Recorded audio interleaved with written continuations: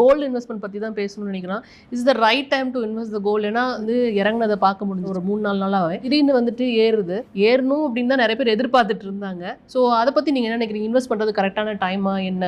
தங்கம் பார்த்தீங்கன்னா கடந்த ஒரு வருஷமாக பெஸ்ட் ரிட்டர்ன் எந்த அசெட் கிளாஸும் கொடுக்காத அளவுக்கு ஒரு பெரிய ரிட்டர்ன்ஸை கொடுத்துருக்கு. எப்போவுமே இதை புரிஞ்சுக்கணும்.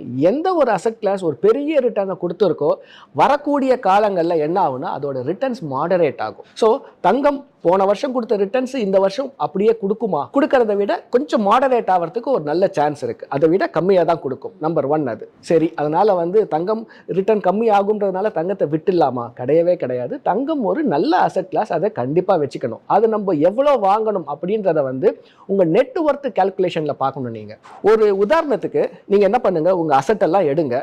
ஒரு 1 கோடி ரூபாய் வருதுன்னு வச்சுக்கோங்க. உங்ககிட்ட ஒரே ஒரு கார் லோன் மட்டும் இருக்குது. 10 லட்சம் ரூபாய் கார் லோன் இருக்குது. அதான் லயபிலிட்டினா ஒரு 10 லட்சத்தை கழிச்சிடுங்க.